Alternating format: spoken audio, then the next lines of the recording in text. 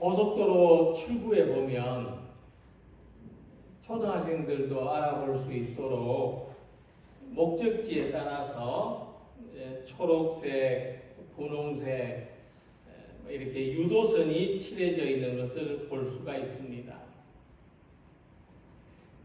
이 고속도로 바닥에 유도선을 칠하는 아이디어를 맨 처음 낸 사람이 있는데 이번에 13년 만에 국가로부터 훈장을 받았다고 합니다. 근데 처음에 이 아이디어를 냈을 때 부정적인 반응이 참 많았다고 해요. 일단 그 당시에 도로교통법상 고속도로 바닥에 분홍색 칠을 하는 것이 불법입니다. 그리고 이 유도선을 따라가다가 사고가 났을 경우에 손해배상을 요구하는 소송이 생길 수도 있다는 거예요. 그리고 시험 구간에 색칠을 하는데 3천만 원이 들고 만약 효과가 없고 문제가 있어서 지우는 데는 1억 원이 든다고 합니다. 이 비용을 누가 책임질 거냐? 근데 이 획기적인 아이디어를 듣고 지지해 준 사람들이 있었습니다. 그가 근무하던 한국도로공사의 지사장이 이렇게 말했답니다. 야, 그거 해보면 되겠다.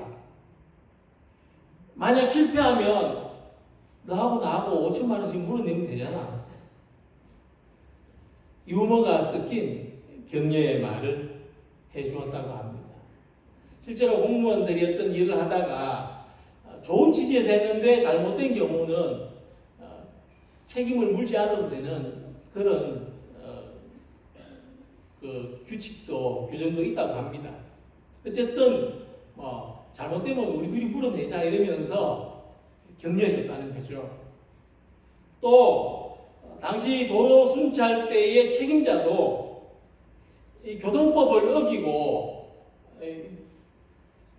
고속도로 바닥에 분홍색 유도선을 칠해주는 것에 대해서 이 사고가 줄어들 수 있다면 좋은 일이 아니겠느냐면서 나중에 잘못되면 징계받을 수도 있는데 설득해가지고 이렇게 바닥에 색을 칠할 수 있도록 해줬다고 합니다. 그래서 이 유도선이 최초로 도입된 구간에서는 그 해에 사고 발생률이 88%나 감소됐고 지금까지 고속도로 진출입로에서 일어나는 사고의 50% 정도가 감소되는 놀라운 효과를 얻었다고 합니다. 자, 이 이야기를 통해서 무엇을 생각해 볼 수 있는가 하면 혼자 힘으로는 할 수 없는 것도 두세 사람이 함께하면 이루어낼 수 있다는 좋은 사례를 발견하게 됩니다. 그리고 아무리 좋은 일도 두세 사람이 힘을 모아서 반대하면 결코 이룰 수 없는 것도 우리 주변에서 흔히 볼 수 있습니다. 그래서 예수님 말씀하셨습니다. 너희가 땅에서 매면 하늘에서도 매일 것이요 무엇이든지 땅에서 풀면 하늘에서도 풀리리라. 그러니까 예수님의 말씀은 두세 사람이 함께하면 하늘에서 매이고 하늘에서 풀리는 일까지도 할 수 있다 하는 말씀이죠. 어떤 날에 앞을 볼 수 없는 사람과 걸을 수 없는 사람이 강을 건너기 위해서 외나무 다리 앞에 만났습니다. 그때 걸을 수 없는 사람이 앞을 못 보는 사람한테 자기를 도와달라고 이 외나무 다리를 건너갈 수 있도록 도와달라고 부탁했습니다. 그래서 맹인이 대꾸하기를 나는 앞을 볼 수 없는데 어떻게 당신을 도와줄 수 있겠습니까? 그러자 걷지 못하는 사람이 이런 제안을 했습니다. 만일 당신이 나를 업고 간다면 나는 당신이 똑바르게 갈 수 있도록 길을 알려줄 수 있습니다. 그러면 나의 눈이 당신의 눈이 되고 당신의 발은 나의 발이 되는 겁니다. 그래서 맹인은 흔쾌히 그 제안을 받아들였습니다. 자기도 강을 건너야 되거든요. 그래서 맹인은 걷지 못하는 사람을 얻고 걷지 못하는 사람은 맹인에게 올바른 방향을 가르쳐 줘서 두 사람은 무사히 강을 건널 수 있었습니다. 이 이야기처럼 제가 맹인일 수 있고 여러분들은 걷지 못하는 사람일 수 있습니다. 또 우리 성도님들은 앞을 못 보는 사람일 수 있고 저는 스스로 걷지 못하는 사람일 수도 있습니다. 그러나 우리가 서로의 눈이 되고 서로의 발이 되어서 함께하면 그 약점을 넘어설 수 있는 것입니다. 그래서 우리가 누구를 알고 있느냐, 누구를 만나고 있느냐, 누구와 함께하고 있느냐, 누구와 협력하고 있느냐가 우리의 행복을 결정하는데 굉장히 중요합니다. 예수님께서는 그렇게 협력하고 함께하는 두세 사람이 그 관계가 대단히 중요하다고 말씀하십니다. 오늘 본문을 보면은 먼저 두세 증인이라는 표현을 사용하고 있습니다. 두세 증인의 입으로 말마다 확증하게 하라. 이 초대교회는 유대교하고는 다르게 율법으로 구원받는다, 율법을 잘 지키는 것이 최선의 길이라는 교리를 받아들이지 않았습니다. 하지만 예수님 믿는 사람들이 따라야 되는 삶의 규범은 굉장히 엄격했습니다. 이런 사실은 굉장히 역설적인데 율법을 잘 지켜야 된다고 강조하는 사람들은 삶의 규범을 철저하게 따르지 않았습니다. 말만 그러고 실제로는 삶은 그렇지 않았습니다. 그런데 은혜로 구원받는다는 것을 믿는 사람들이 오히려 훨씬 더 율법의 정신대로 살기 위해서 노력하고 힘을 썼습니다. 그것이 초대교회의 모습입니다. 뿐만 아니라 초대교회는 예수님을 믿는 성도들이 올바르게 살아야 하는데 이거는 개인의 책임으로 돌리지 않았습니다. 그냥 각자 알아서 사시오라고 하지 않고 교회 전체가 지켜야 되는 삶의 모습으로 받아들였습니다. 그래서 교회는 성도들의 거룩한 삶, 순결한 삶을 격려하고 가르치고 심지어 감독했습니다. 성도는 구원받은 사람답게 살아야 된다는 것을 생활의 신조로 함께 지켜나갔던 것입니다. 자, 이런 일을 위해서 교회는 두세 사람이 마음을 모으고 뜻을 모아서 우리 예수님의 가르침대로 잘 살아봅시다 하고 예수님의 가르침을 받아들이고 함께 따랐습니다. 그런데 유대교는 어땠느냐 하면 유대교는 누가 율법을 어기는지 찾아내기 위해서 그 사람들을 정죄하기 위해서 두세 사람의 증인을 필요로 했습니다. 거꾸로죠. 우리 초대교회는 바르게 삽시다 격려하기 위해서 두세 사람이 협력했는데 유대교회는 바르게 살지 못하는 사람들을 처벌하기 위해서 두세 사람의 증인을 필요로 했다는 거예요. 그래서 유대교를 보면은 구약 성경을 보면은 때로는 이 두세 사람이 공모해서 의로운 사람을 모함하거나 거짓으로 죄를 만들었던 사례도 있습니다. 이 북이스라엘의 아합 왕이 나봇의 포도원을 뺏기 위해서 거짓 증인 둘을 세워가지고 이 나봇이 하나님을 모욕했다, 왕을 모욕했다고 증언하게 하고 누명을 씌워서 그의 생명을 빼앗고 그의 포도밭을 빼앗았습니다.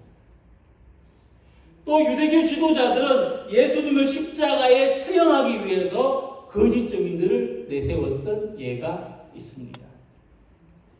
그리고 그들은 이것을 하나님을 잘 숨기기 위한 일이라고 정당화했습니다. 근데 말씀드린 것처럼 예수님이 말씀하시는 두세 사람의 역할은 완전히 다른 방향입니다. 예수님은 잘못한 사람들을 처벌하기 위해서 두세 사람의 증인이 필요하다고 말씀하시는 것이 아니라 잘못한 형제들이 뉘우치고 올바르게 살아가도록 권고하기 위해서, 그 사람들을 구원하고 회복시키기 위해서 두세 사람이 협력해서 하는 것이 필요하다고 말씀했던 겁니다. 그래서 내 형제가 죄를 범하거든 가서 너와 그 사람과만 상대하여 권고하라. 그런데 듣지 않고 회복될 길이 없습니다. 돌이킬 가능성이 보이지 않습니다. 그러면 또 한두 사람을 더 데리고 가서 그들도 같이 권면하도록 하라. 바르게 사는 것이, 주님의 가르친 대로 사는 것이 옳다는 것을 확증하게 하라.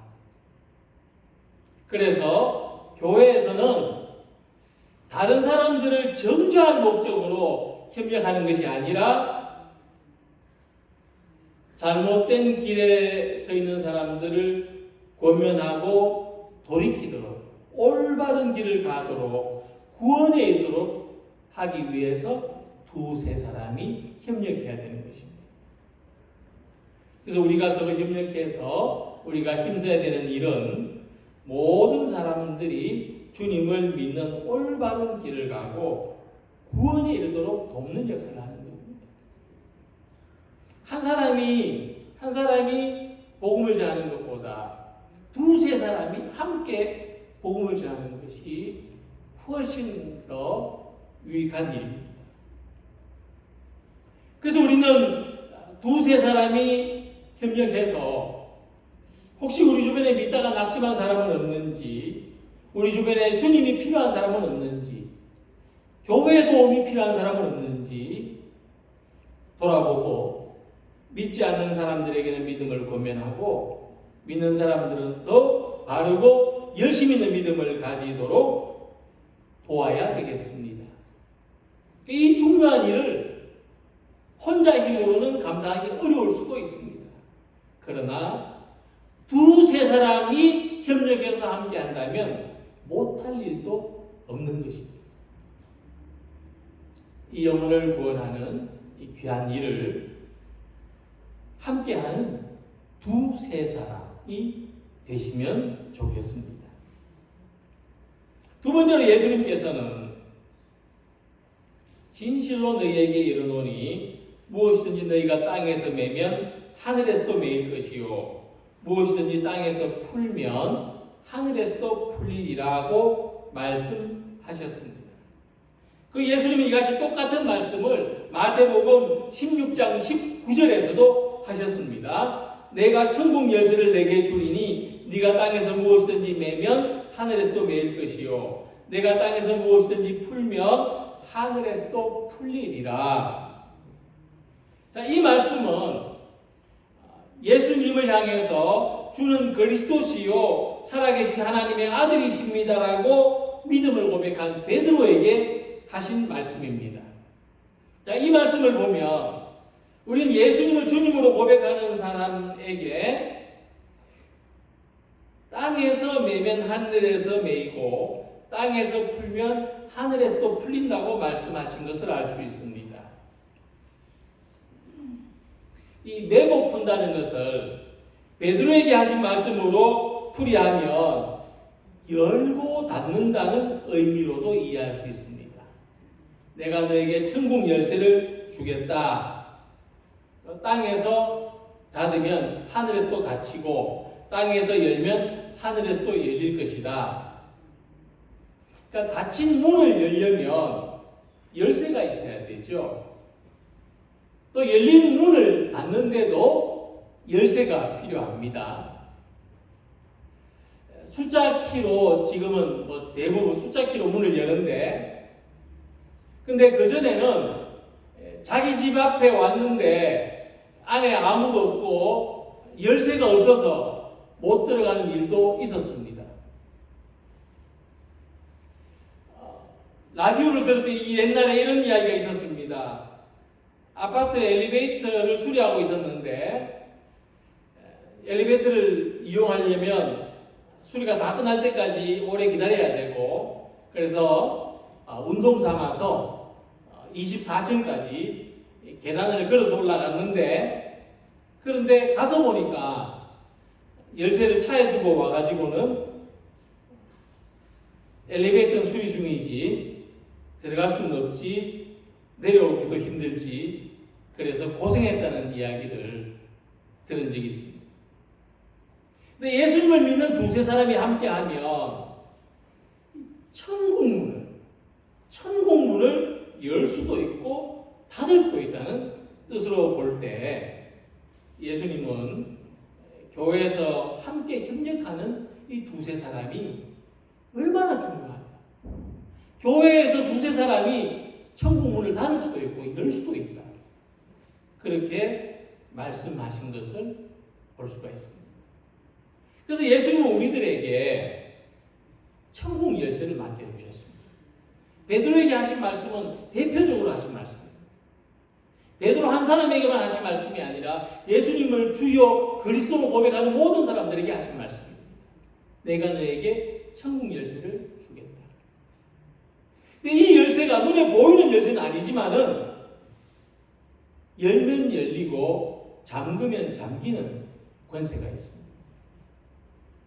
뿐만 아니라 땅에서 열면 하늘에서도 열리고 땅에서 잠그면 하늘에서도 잠기는 놀라운 능력이 있습니다. 주님을 믿는 두세 사람이 다른 사람이 천국에 들어오는 것을 도울 수도 있고 막을 수도 있다는 것을 생각해 볼 수 있습니다. 그럼 우리는 더 많은 사람들이 천국에 들어올 수 있도록 함께 협력하는 두세 사람이 되기를 소망합니다. 살면서 한번 다치면 다시 열기 어려운 게 참 많습니다. 어떤 기회라고 할 수도 있는데, 한번 기회를 놓치면 그 다음 기회가 잘 오지 않는다는 거예요. 그 중에서도 대표적인 게 있습니다. 한번 다치면 다시 열기 어려운 게 뭐냐면 사람 마음입니다. 사람 마음이 한번 다치면 다시 열기가 참 어렵습니다. 근데 이 다친 마음을 다시 열게 하는 것이 복음이고 주님의 사랑입니다. 우리는 이 주님의 사랑으로 사람들의 다친 마음을 여는 두세 사람이 되면 좋겠습니다. 땅에서 매면 하늘에서도 매이고 땅에서 풀면 하늘에서도 풀릴 거라고 하셨습니다. 땅에서 이루어지는 일이 먼저라는 거예요. 땅에서 이루어지는 일이 먼저입니다. 우리 사이에서 이루어지는 일이 하늘에서 이루어지는 일보다 먼저라는 겁니다. 우리 사이에 천국이 이루어지면 하늘의 천국이 있고, 우리 사이가 지옥 같으면 하늘의 지옥인 겁니다. 그래서 매는 것이나 푸는 것이나 먼저 여기에서부터, 나한 데서부터 시작되어야 하는 것이고, 땅에서 선한 일을 할 때 하늘에서 신령한 복을 받습니다. 그러니까 두세 사람이 마음을 합해서 다른 사람 마음을 여는 일, 다친 마음을 열고 다친 천국의 문을 열고 우리 안에서 기쁨과 사랑과 감사가 넘쳐나는 일을 하는 그런 두세 사람이 되시면 좋겠습니다. 이스라엘에는 대단히 특이한 전쟁 이야기가 있습니다. 구약 성경에 있는데 출애굽 직후에 아말렉하고 전쟁했던 이야기입니다. 이 전쟁에서 총사령관인 모세는 전쟁터로 나가지 않고 산으로 올라갔습니다. 모세를 섬기던 부하 여호수아가 모세를 대신해서 전쟁터로 나갑니다. 그런데 이 전쟁에서 어떤 전략이나 전술도 없고 훈련도 없었고 무기도 없었습니다. 그런데 신기한 것은 산 위에서 기도하는 모세의 손이 올라가면 이스라엘이 이기고 모세의 손이 내려가면 아말렉이 이겼다는 겁니다. 출애굽기 17장 11절의 말씀을 보면 모세가 손을 들면 이스라엘이 이기고 손을 내리면 아말렉이 이기더니 하는 말씀입니다. 전쟁이 이렇게 되면 얼마나 좋습니까? 근데 여기에는 꽤 신화적인 이야기 같지만 여기에는 중요한 메시지가 있습니다. 우리는 이 모세가 기도해서 승리했다고 생각하기 쉽지만 모세 손이 올라가고 내려오는 것이 승리를 결정지었다는 겁니다. 그 성경을 보면은 모세가 이 손을 내리지 않고 끝까지 들고 기도할 수 있었던 것은 아론과 훌이 양쪽에서 모세의 팔을 받쳐주었다는 겁니다. 팔이 내려오지 않도록 두 사람이서 한쪽씩 팔을 받쳐줬다. 아론은 모세의 형이고 훌은 모세의 매형입니다. 그런데 이 두 어른이죠. 이 두 어른이 모세를 도왔는데 이것은 지도자가 함께 협력해야 된다는 교훈과 더불어서 또 협력하고 돕는 일은 신분도 나이도 내려놓아야 가능하다는 것을 교훈하고 있는 것입니다. 이렇게 하지 않으면 전쟁터에 나가서 싸우는 것은 물론이고 두세 사람이 함께 기도하는 것조차 쉽지 않은 것입니다. 그래서 예수님이 말씀하시기를 너희 중에 두 사람이 땅에서 합심하여 무엇이든지 구하면 하늘에 계신 내 아버지께서 그들을 위하여 이루게 하시리라 하셨습니다. 저는 그렇게 생각합니다. 가장 좋은 부부 사이는 기도 제목이 같은 사이다. 가장 좋은 성도 사이는 함께 기도하는 사이다.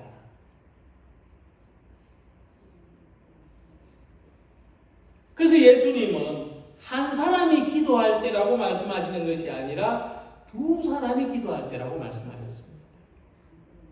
두 사람이 같은 기도 제목을 두고 기도하면 그 기도하는 사람들을 위하여 응답되도록 돕겠다고 말씀하셨습니다. 그럼 한 사람의 기도와 두 사람의 기도가 무엇이 다르냐?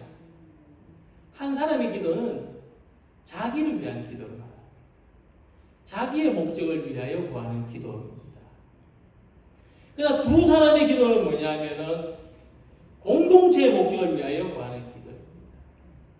교회의 목적을 위하여 구하는 기도, 또는 부부라면 가정을 위하여 구하는 기도일 수도 있습니다. 물론 우리가 나 자신을 위해서 기도할 때도 들어주시지만 나 외에 다른 사람이나 나 외에 다른 목적을 위해서 두 사람이 함께 기도한다는 것은 굉장히 의미가 다릅니다. 베드로가 옥에 갇혔을 때 교회 모든 성도들이 간절히 기도했습니다. 그때 무엇을 기도했겠습니까? 베드로는 옥에 갇혔는데 나 잘 되게 해달라고 기도했겠습니까? 베드로를 위해서 모든 성도들이 기도한 겁니다. 교회를 위해서 모든 성도들이 기도한 겁니다. 그러자 하나님께서 어떻게 응답하셨느냐 하면 천사가 직접 가서 옥에 갇힌 베드로를 꺼내줬습니다. 사도행전 12장 7절 보면 호련히 주의 사자가 나타나매 옥중에 광채가 빛나며 또 베드로의 옆구리를 쳐 깨워 이르되 급히 일어나라 하니 쇠사슬이 그 손에서 벗어지더라. 도저히 풀려날 수 없는 베드로, 순교할 수밖에 없는 베드로가 이렇게 극적으로 옥에서 석방되는 일이 일어났다는 겁니다. 그래서 교회의 목적이나 하나님의 영광을 위해서 기도하는 것은 혼자 기도하는 것보다 둘이 기도하는 것이 나으며, 둘보다는 셋이 기도하는 것이 더 낫고, 셋보다는 전체가 한 마음으로 기도하는 것이 더 나은 겁니다.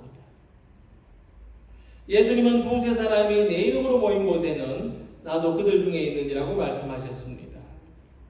예수님의 이름으로 모이는 것도 예수님의 일을 하기 위해서 모이는 것입니다. 수백 명, 수천 명이 모여 있지만은 예수님의 이름으로 모인 것이 아니라 자기 이름으로, 자기 일을 위해서 모인 것이라면 그곳에는 예수님이 함께 계실 곳이 없습니다. 그러나 비록 두 사람, 우리 같이 비록 작은 숫자의 사람들이 모였을지라도 예수님의 이름과 그 일을 위해서 모였을 때 이곳에 주님이 함께 하시는 것입니다. 그러므로 교회는 얼마나 많이 모였느냐 보다도 그 반대로 모인 사람이 얼마 되지 않더라도 두세 사람이 함께 하는 것이 더 중요합니다. 얼마나 우리 안에 함께하는 두세 사람들이 많으냐가 모인 숫자보다 더 중요한 겁니다. 오늘 이곳에 모인 우리들은 두세 사람이 힘을 모아서 세상 속에서 주님의 복음을 전하는 증인으로 살아가시고, 또 서로 누구 마음이 닫혀있는지를 보면서 서로의 닫힌 마음을 열어주고, 또 두 사람이 협력해서 주님의 이름과 주님의 일을 위하여 합심하여 기도하는 교회와 우리 모든 성도들이 다 되시기를 주님의 이름으로 기원합니다. 기도드리겠습니다.